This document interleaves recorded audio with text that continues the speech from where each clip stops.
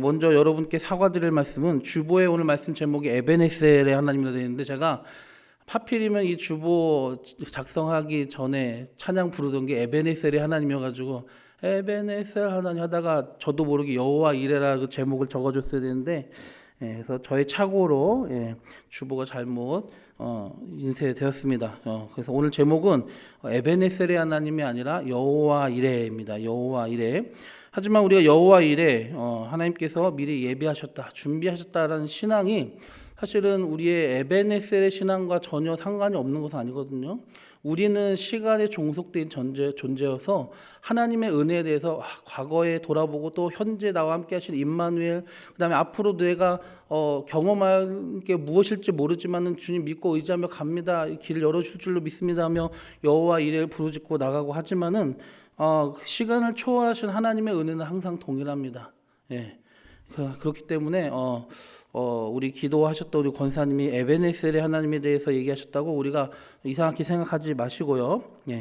오늘 말씀 이제 나누려고 합니다. 여러분, 빌리 그레함 목사님 아시죠? 세계적인 복음 전도자, 얼마 전에 작고하셨는데요. 몇 년 전에 빌리 그레함 목사님께 그분이 생존하셨을 때 한 기자가 이런 질문을 했다고 합니다. 목사님은 세상의 미래, 역사의 미래에 대해서 설교를 많이 하시는데 자기 자신의 미래에 대해서는 도대체 무엇을 알고 계십니까? 라고 도전적으로 질문을 했습니다. 그러자 빌리 그레함 목사님이 이렇게 얘기했습니다.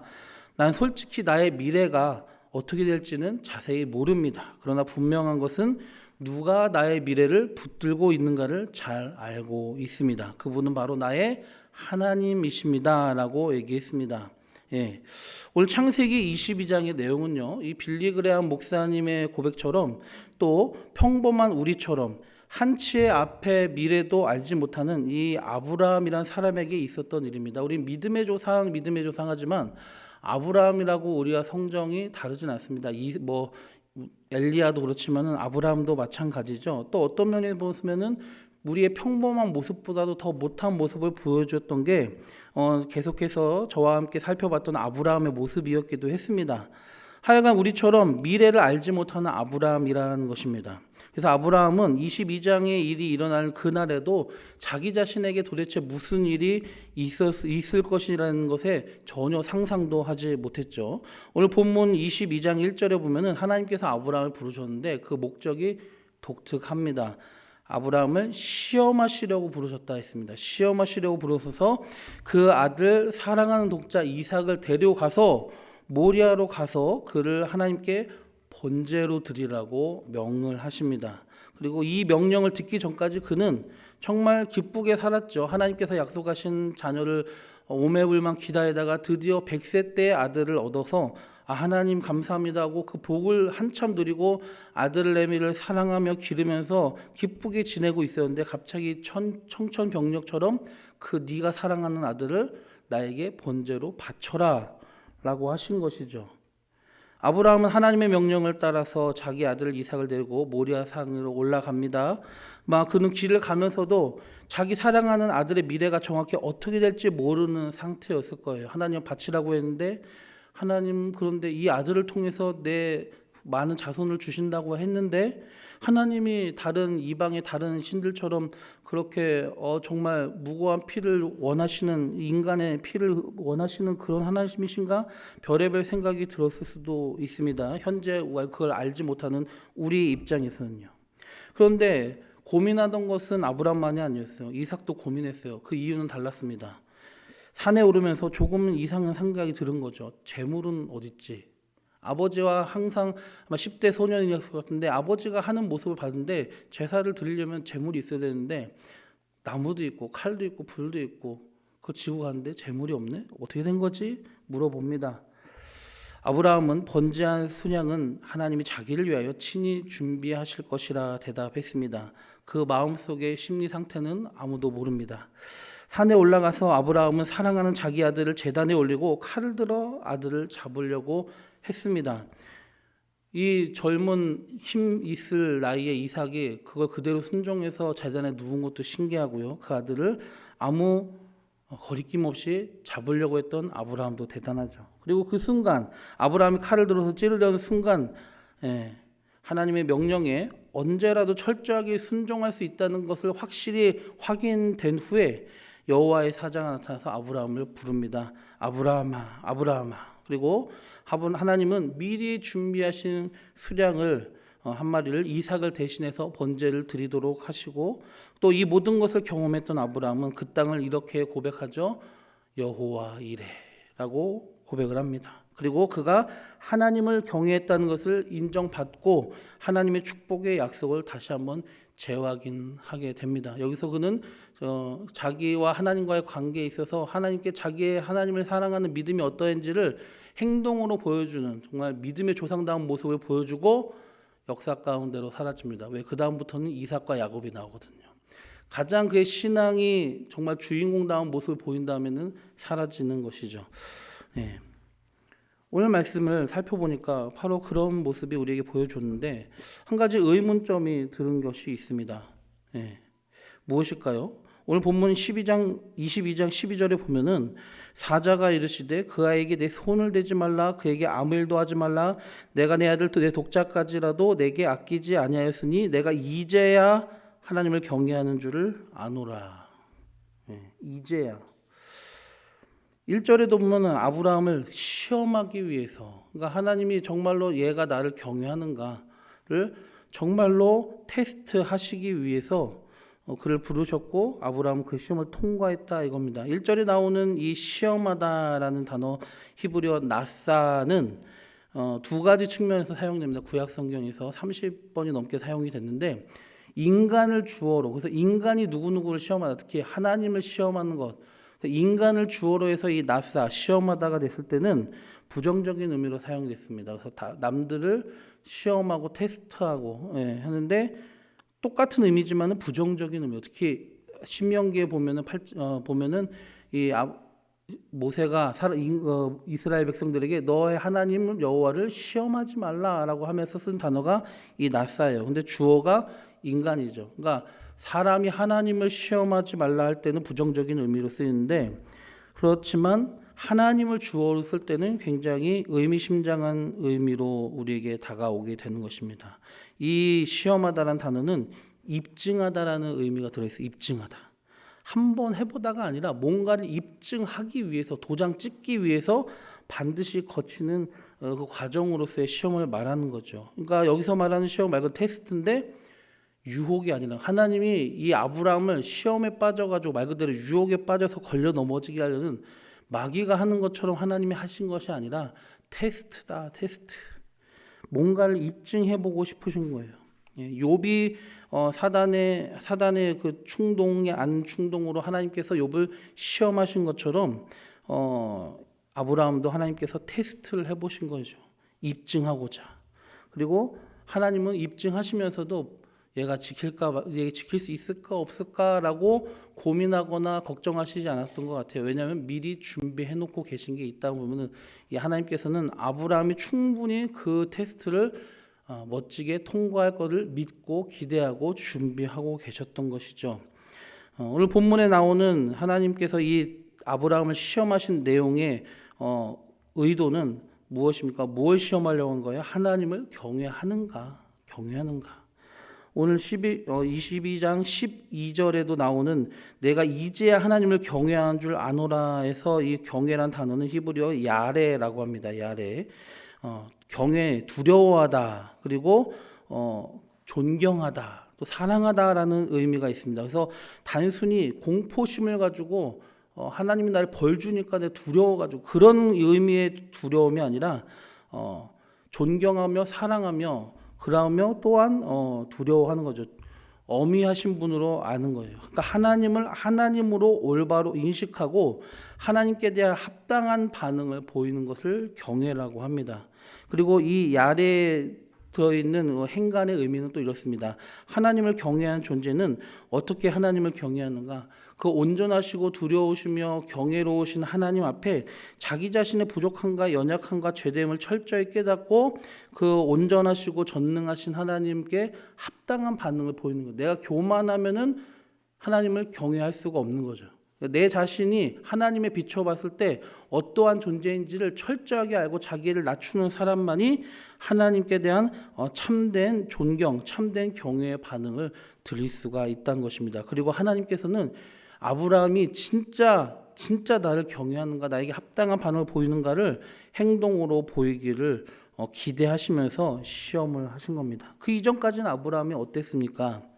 사실 과거의 아브라함의 결단과 여러 가지 모습들을 보면은 놀라운 면도 있지만 실패가 있었다는 것을 우리가 매월 말마다 이 수요 예배 때 창세기 살펴보면서 보지 않았습니까? 하나님께서 내 친척 아비집을 떠나 본토 친척 아비집을 떠나 내가 지시한 땅으로 가라라고 75세에 부르셨을 때 그 부르심에 순종해서 아주 그냥 경쾌하게 발걸음을 옮겼지만은 그 다음에 바로 하나님께서 약속하신 땅이었던 그 가나안 땅에 기근이 오자 바로 먹고 살기 편한 애굽으로 내려가지 않았습니까?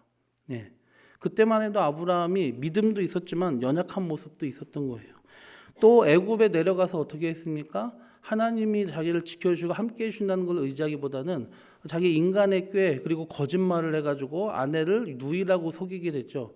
그러함으로 이집트에도 많은 죄를 끼쳤고 하나님의 사람으로서 오히려 하나님의 사람이 아닌 사람들에게 욕을 먹고 하나님의 영광을 드러내지 못했습니다. 그래서 다시 이 애굽으로 돌아오면서 그는 이제 깨닫게 된 거죠. 하나님 나와 함께 하시고 그리고 하나님의 뜻은 이 가나안 땅에 머무는 거구나. 그걸 알게 되니까 이제는 롯과 분가함에도 있어서도 롯이 그랬던 것처럼 세상의 관점을 가지고 자기가 어디서 살까를 결정한 게 아니라 하나님이 주신 이 땅에 머물러야겠다. 이 가나안 땅에 비록 비가 안 오면 기근 때문에 먹고 살기 힘들고 오직 그러니까 하나님이 내 삶을 좌지우지하시는 그걸 철저하게 느낄 수밖에 없는 땅이지만 오히려 그렇기 때문에 나는 이 땅에 거하겠다 하고 하나님을 의존적 신앙을 선택하는 게 가나안 땅에 산다는 거였잖아요. 그래서 그는 가나안 땅에 거하고 그렇지 못했던 롯은 세속적인 관점을 가지고 소돔과 고모라에 갔다가 하나님을 두려워하지 않고 오히려 하나님 보시기에 죄악에 관영했던 그 소돔과 고모라에서 그는 크게 낭패를 보게 되죠. 전쟁에 속하게 되고 또 더 나아가서는 어떻게 됩니까?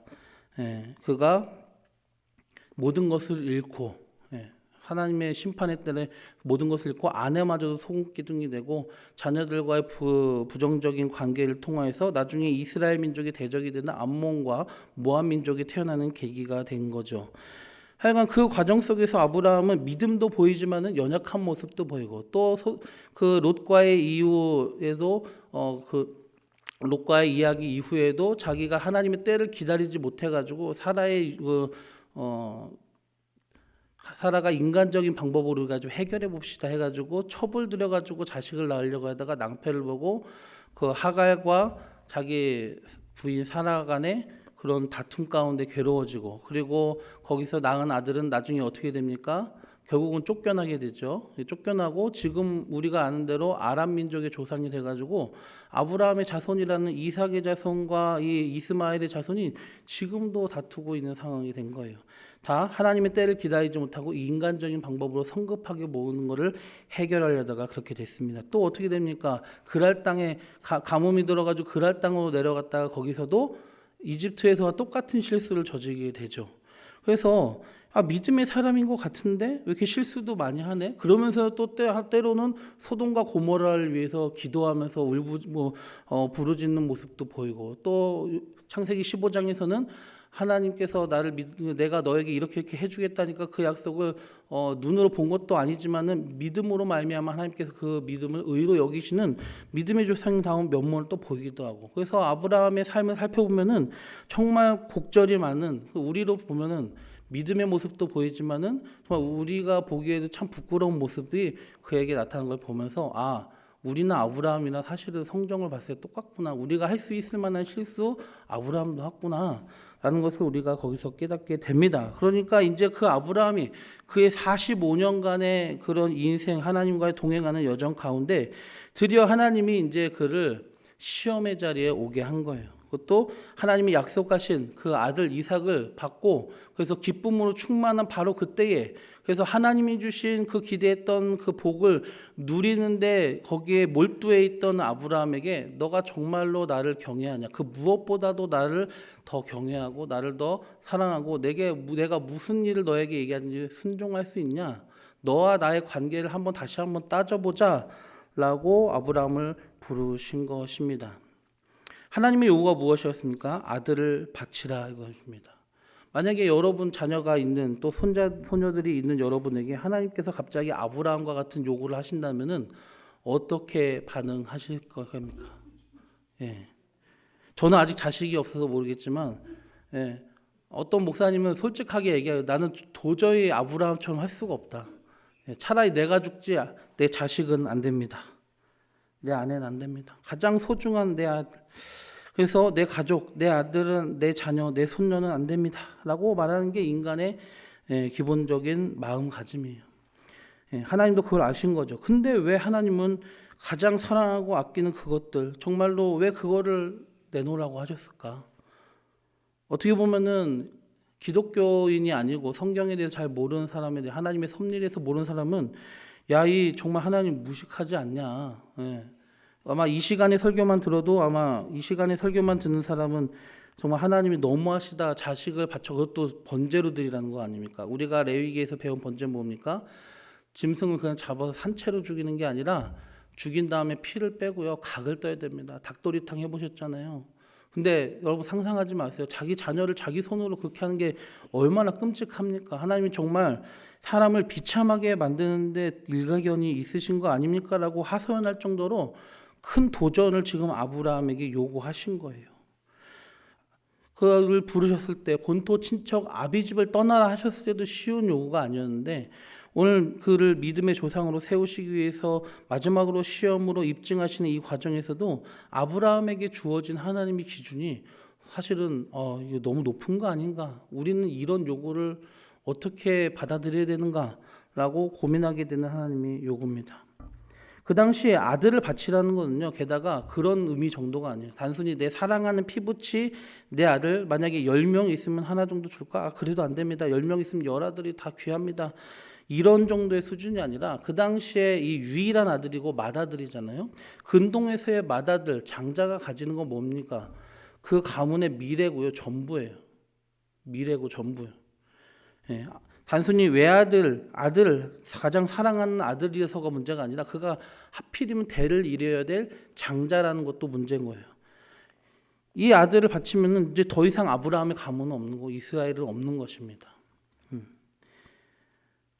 내가 그냥 사랑해서 아끼는 정도가 아니라 정말 내 인생과 과거부터 이어져 오는 이 아브라함 가문의 전부가 없어지는 거나 마찬가지라는 거예요. 이 장자가 상징하는 거는 그 가문의 전부예요. 그래서 이집트에서 탈출을 할 때 출애굽 사건 때 마지막 재앙이 장자의 재앙이잖아요.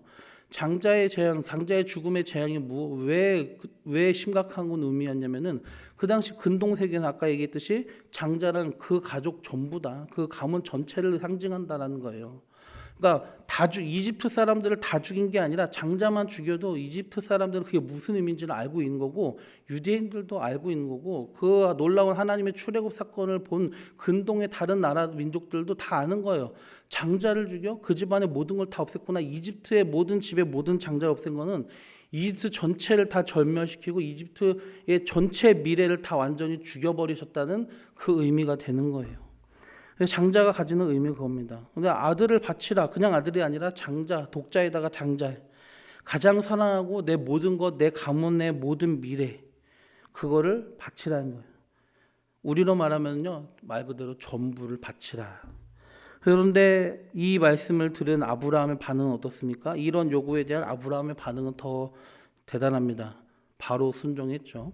오늘 말씀 22장 3절 다 같이 한번 보실까요? 성경책을 통해서 아브라함이 아침에 일찍이 일어나 나귀의 안장을 지우고 두 종과 그의 아들 이삭을 데리고 번제에 쓸 나무를 쪼개어 가지고 떠나 하나님이 자기에게 일러주신 곳으로 가더니 아멘. 그의 순종이 어땠습니까? 그 말씀을 듣고 밤중에 그 말씀을 듣고 아침에 일찍이 일어나 바로 출발합니다. 내게 아들을 바치라라고 하나님께서 우리에게 만약에 똑같이 요구하셨을 때 우리는 그럴 수가 있을까요? 일단 어떻게 합니까? 여보, 어떡하지? 부인과 남편과 상의를 하겠죠.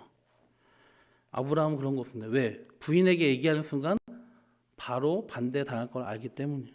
그래서 그는 순종하는데 방해되는 모든 요건들을 봤을 때 아내한테 얘기하면 이거 이제 순종할 수 없다. 나는 하나님께 무조건 순종해야 되니까 아내에게 얘기도 않고 가야겠다라고 결단하게 된 거죠. 그는 자기가 순종하는데 방해되는 모든 것을 다 제거하기로 결단한 거예요. 이 아침에 일찍 떠났다는 얘기에서 우리는 볼 수가 있는 거예요. 예. 그런데 이 본문의 문맥 가운데 행간 사이에서 아브라함이 뭐라고 얘기는 하지 않고 행동만 하지만 그 침묵 속에서 우리는 그가 어느 정도 고심을 하고 있다는 것은 생각을 해야 됩니다. 아무 생각 없이 그가 미쳐가지고 자식을 나누면 소중히 여기지 않아가지고 아무 생각 없이 아침 일찍 상의도 안 하고 그냥 아들을 데리고 바치러 떠나는 게 아니라 이거예요. 그 하나하나 와중에도 얼마나 고민했고 얼마나 괴로웠겠습니까? 그러나 그는 그런 고심과 괴로움 가운데서도 뭘 선택했다? 하나님의 명령에 온전히 순종하는 것을 선택했어요. 그리고 순종하기로 결단했으면 미루는 게 아니에요. 바로 행동에 옮겼습니다. 아침 일찍. 어떤 방해를 받을지 모르니까 그냥 하나님의 말도 안 돼 보이는 요구에 온전히 순종하고자 결단했고 실제로 재빠르게 순종을 했습니다. 여러분, 순종이란 바로 이런 거예요. 하나님께서 우리에게 원하시는 하나님을 경외한다 했을 때 가장 최고의 반응이 뭡니까? 순종이에요. 순종. 우리가 예배 이 의식을 통해서 하나님을 경배하고 찬양하고 예배를 드리지만은 하나님을 경외한 그 하나님께 대한 전적인 헌신과 순종의 마음, 주님 내가 죽습니다. 내 고집 다 꺾습니다. 예수님이 말씀하신 것처럼 우리 자아를 완전히 죽이고 나 자신을 부인하고 하나님 앞에 납작 엎드리는 것. 그게 바로 경외의 태도에 보이는 순종이라는 거죠. 하나님께서는 아브라함의 그걸 원하셨는데 이미 출발에서부터 그걸 보이고 있어요. 내 마음에 들면은 기뻐하며 순종하고 조금만 불편하고 이해 못하면은 순종하지 않고 오히려 의문을 가지며 또는 원망하는 것, 그거는 사실은 어린아이와 같은 모습입니다.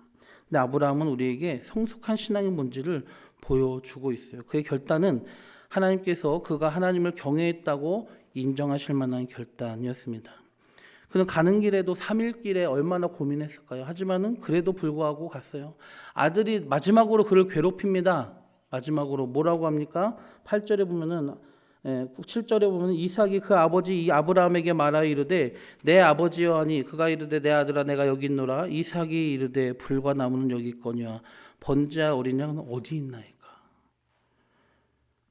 아무리 단호하게 결단하고 3일 길을 침묵 속에 왔더라도 이 순간에 얼마나 마음이 미어지겠어요. 가슴을 찢는 듯한 심정. 너야 라고 말을 못 하잖아요. 한쪽에서는 하나님의 말씀에 100% 순종해야 돼. 한쪽에서는 순종하지 않고 이 아들을 살려야 되라는 마음이 왜 없었을까요? 그래도 그는 이 마지막 유혹에도 그거를 이겨내고 산간에 올라가서 결국은 아들을 바치려고 시도를 합니다. 하나님께서는 그리고 그의 결단을 보시고 그래 네가 정말 하나님을 경외하는 줄 이제야 내가 알았다라고 인정하셨죠. 그 이전까지 그가 하나님을 경외하지 않았다는 거 아니에요. 너의 믿음이 하나님을 경외하는 것이 무엇보다도 네 아들보다도 나를 더 사랑하고 더 우선으로 여겼다는 것이 오늘 확증되었다라고 도장을 찍어 주시는 거죠. 하나님의 요구는 우리 인간적으로 또 불신앙적으로 생각하듯이 어떤 우리에게 인간의 목숨을 요구하는 그런 게 아닙니다. 하나님이 왜 이런 요구를 하셨을까? 아브라함에게 있어서는 하나님보다 더 사랑할 만한 것이 뭐밖에 없었기 때문에요. 아들. 그리고 그 아들이 상징하는 자기 가문의 운명. 근데 그것마저도 아들마저도 내 전부마저도 하나님께 드립니다. 하나님이 더 중요하고 소중합니다. 그거를 그가 고백을 한 거죠. 하나님은 자기를 사랑하는 그리고 자기를 경외하는 증거로 인간의 완전한 복종과 헌신을 요구하십니다. 그리고 그걸 확인하시길 원하십니다. 누구에게나 이 모리아 산에서의 경험이 있을 겁니다. 역설의 하나님. 자기를 죽이고자 주님께 드릴 때 오히려 살게 되는 역사가 여기에 일어나는 거죠. 하나님께서 원하시는 거는 단순히 내 생명을 잃어서 끝나버리는 게 아니라 내가 진짜로 그걸 결단할 수 있는지를 보고 싶으신 거예요. 그래서 신명기 6장 4절에서 5절에서 보면은 하나님께서 뭐라고 하십니까? 이스라엘아 들으라, 우리 하나님 여호와는 오직 유일한 여호와시니 너는 마음을 다하고 뜻을 다하고 힘을 다하여 내 하나님 여호와를 사랑하라. 하나님 우리의 어떤 다른 율법적인 요구, 규칙을 지키고 아니고를 떠나서 하나님을 가장 사랑하느냐, 가장 힘있게 적극적으로 하나님을 사랑하느냐 우리에게 물어보시는 거예요. 우리에게 찾으시는 하나님을 경외하는 모습이란 바로 그런 게 아닐까 생각을 합니다. 그리고 아브라함은 그것을 보여드린 거죠. 제 아버님께서 전도사 시절 일하셨던 서울의 문성교회라는 교회가 있는데요. 어느 날 저희 아버지께서 있을 때 부흥회를 열었는데 강사로 오셨던 황장 목사님이라는 분이 들려주신 이야기예요. 그래서 저희 아버님도 한번 거쳐서 들은 얘기죠. 어느 여름에 그 교회 그 황장 목사님이 수련회 강사로 어느 교회 수련회 갔다고 합니다. 청년부 수련회인데 그 황 목사님이 초청을 받아서 갔는데 그 초청한 교회 청년 회장이 와가지고는 목사님 강의 시간은 5분만 해주십시오라고 하는 거예요. 세상에 수련회 말씀 시간은 5분만 해달라는 게 이게 제정신입니까? 예배 끝나고 놀기만 바랬던 거죠. 하여간 그래도 그 시간 요청이 황당히 하셨지만 그래도 항상 그 시간을 잘 지켜주셨다고 합니다. 그런데 한 번은 수련회 기간에 말씀을 전하시는 중에 이런 얘기가 있었어요. 인간의 인생의 최대 목적은 하나님께 영광을 돌리는 것이다. 그래서 인간의 인생의 중심과 그 목적에는 하나님이 계신다. 그 무엇과도 하나님은 바꿀 수 없다라고 이제 내용을 전했더니 나중에 끝나고 청년 회장이 찾아와가지고 황 목사님께 항의를 하더랍니다. 도대체 말씀을 그렇게 전하면 어떻게 하냐? 어떻게 하나님이 내 모든 걸 다 포기하고서 믿어야 될 정도냐라고 해서 그 이야기를 나눈 중에 도대체 너는 꿈이 뭐냐라고 물었더니 그 청년 회장이 공부를 잘했는지 자기 꿈은 대법원 판사입니다라고 하게. 그래서 황 목사님께서 대뜸 내가 기도해 보니까 자네는 시골교회 전도사라는 게 하나님의 뜻인 게 분명하다라고 말씀하셨습니다. 왜 그러냐고 이제 또 항의를 하겠죠. 그 항의하는 회장에게 목사님이 나도 이유는 모르겠어. 근데 하나님이 알려주신 뜻이야. 좌우지간 하나님의 뜻은 그렇다. 너는 시골교회 전도사라는 게 하나님의 뜻이다. 라고 말씀을 하셨더니 회장이 버럭 화를 내면서 가버렸어요. 근데 지금까지 수련회 기간 동안 신나게 노는 것만 좋아했던 이 회장이 이튿날부터는 남들이 신나게 노는 그 수련회 기간을 풀이 죽어가지고 시무룩하게 지내는데 아무래도 자기가 꿈꾸던 그 대법원 판사가 아니라 국수도 제대로 못 먹을 만한, 지금은 아니지만 시골교회 전도사를 할 생각을 하니까 앞이 캄캄했던 거죠. 아마 그래도 목사님 말을 허투루 듣지 않을 정도의 믿음이 있었던 것 같습니다.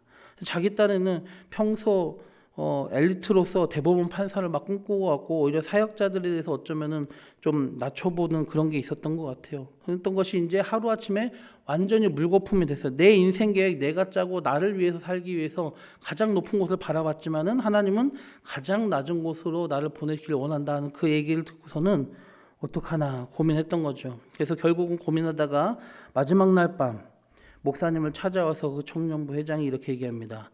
목사님, 시골교회 전도사를 하겠습니다.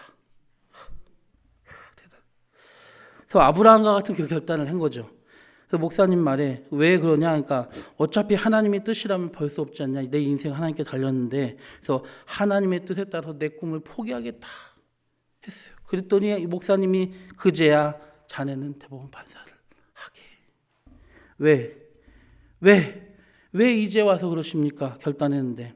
너가 하나님의 뜻에 순종해서 자기 욕심과 꿈과 미래도 포기하고 하나님을 위해서 살기로 했으니까 대법원 판사도 포기할 정도의 믿음이라면은 하나님의 뜻을 온전히 따르는 훌륭한 판사가 될 수 있을 걸세. 그래서 이 청년은 환한 얼굴로 하나님을 기쁘게 찬양했다고 합니다. 우리 인생의 중심에 무엇이 있어야 될까요? 왜 하나님은 각 사람에게 이런 모리아산과 같은 정말 역설적이고 때로는 정말 비참할 것 같은 어려운 시험 문제를 내어주시는 걸까요? 그걸 통감으로 하나님께 보여드리는 거죠. 하나님보다 더 소중한 거 없습니다. 하나님이 내게 주신 그 모든 것들, 꿈과 미래, 내 인생 전체도 다 하나님께 달린 거 아닙니까? 다 하나님이 더 그걸 주신 하나님이 더 중요하신 분이고 내게 더 소중한 분입니다라고 인생을 주님께 맡기는 결단을 한 사람만 무엇을 하든지 자기 욕심대로가 아니라 주를 위해서 살 수 있는 준비가 된 거란 거죠. 아브라함도 마찬가지. 가장 하나님보다 더 사랑할 만한 위험 요소였던 아들들. 그래서 축복이 아니라 오히려 재앙이 될 수 있었던 그 아들이 진짜 축복이 되기 위해서는 그 아들마저도 하나님을 위해서 포기할 수 있는 믿음의 결단이 필요했던 것이죠. 근데 아브라함의 그 믿음의 결단의 비결은 무엇일까요? 처음부터 그가 완전한 믿음을 보이지 않는 거 우리 말씀 처음에 우리가 얘기 나누지 않았습니까? 처음에 얼마나 그가 연약하고 비겁하고 했지 않았습니까? 세속적이고 참지 못하고 기다리지 못하고 그러나 그는 끝내 빛나는 믿음의 순종의 모습을 보여주었어요. 그 비결은 뭘까요? 그는 그동안의 인생 여정 약 40여 년간에 걸치는 훈련 과정 속에서 하나님의 훈련을 통해서 자기와 함께 하시고 지켜주시고 약속을 지키시는 신실하신 하나님을 경험했기 때문에 그 시험을 이겨낼 수 있었던 거고 또 그 하나님이 이 모든 것을 허락해 주신 것도 하나님이다. 지금까지 지켜주시고 복을 주신 게 하나님이다. 그럼 이 아들을 바치더라도 다른 새로운 아들을 주시든지 아니면은 히브리서 말씀처럼 히브리서 11장 19절처럼 죽은 자 가운데서 다시 살리실 것을 정말 믿고 하나님 어떻게든 자기의 약속 이 이삭을 통하여서 자손들을 주시겠다는 그 약속을 반드시 지키시는 신실하신 하나님이란 것을 그리고 전능하신 하나님 100살의 자기 그리고 90살의 아내가 아들을 불가능 상황에서 아들을 얻은 그것들 과거에 자기들이 경험했던 하나님이 놀라우신 지켜주신과 기적들이 그에게 그런 믿음의 결단을 할 수 있도록 그를 성장시켜 줬다는 것입니다. 그거 뭡니까? 아무에게나 이런 시험 주지 않아요.